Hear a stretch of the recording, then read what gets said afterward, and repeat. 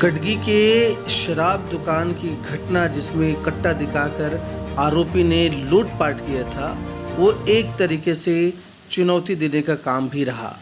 Police प्रशासन इसे चुनौती के रूप में स्वीकार करते हुए बड़ी संलिप्तता से, बड़ी तत्परता से इस पर जुड़ गई और ताबड़तोड़ कार्रवाई खोजबीन करने लगे।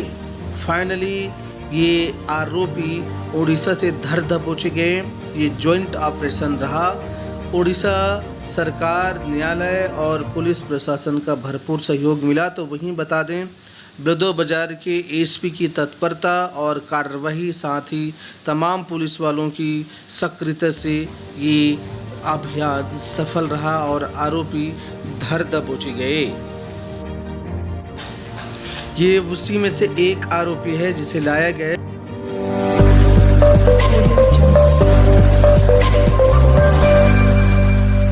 कटगी देशी शराब दुकान में उसके कैश वैन में लाए हुए रकम को दो अज्ञात आरोपियों द्वारा देशी शराब दुकान के अंदर अबाध प्रवेश करके कट्टा दिखाकर वो बैग को छीन कर ले गए थे। हमारे ऑल इंडिया व्हाट्सएप ग्रुप के माध्यम से हमने अन्य राज्यों को भी इसका इन्फॉर्मेशन दिया था।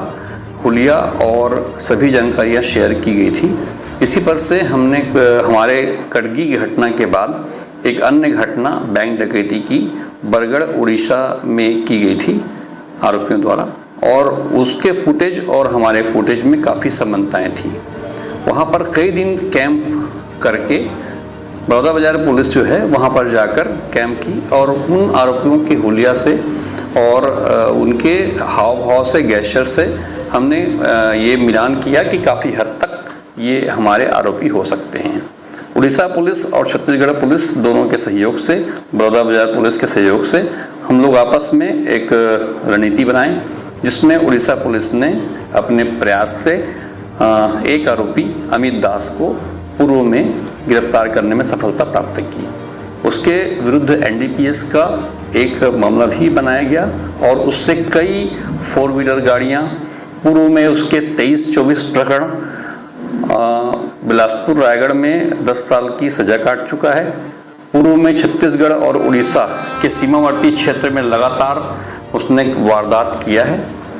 ये जानकारियाँ हमको उड़ीसा पुलिस के माध्यम से हुई और उससे हमारे प्रकरण के बारे में पूछताछ किया, जिसमें हमारे प्रकरण में जो 2 अज्ञात आरोपी थे उसमें से जो पीछे बैठा हुआ आरोपी था वो अमित दास ने स्वीकार किया है और उसके द्वारा बताए गए मेमोरेंडम कथन के आधार पर हमने एक शिनाख्ती की कार्रवाई भी कराई।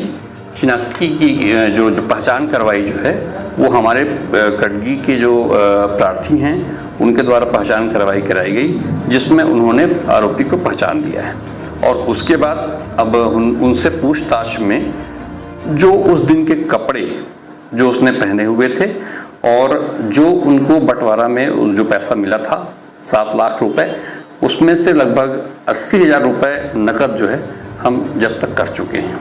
इसके अलावा उसके बताने के अनुसार उसने एक ढाबा में, उसका नया ढाबा था, उसमें उसने राशन सामग्री वगैरह खरीद की है और वो गांजा का व्यापार करने में उसको खर्च कर दिया है। इसके अलावा जो दूसरा आरोपी है, जो मुख्य आरोपी है, वो उसका भी नाम क्लियर हो गया है, क्योंकि उसको पतासाजी का प्रयास हम कर रहे हैं। वो भी पहले छत्तीसगढ़, झारखंड और उड़ीसा में वारदात कर चुका है। नाआदतन आरोपी है, पूर्व में शक्ति और रायगढ़ जेल में बंद हो चुका है।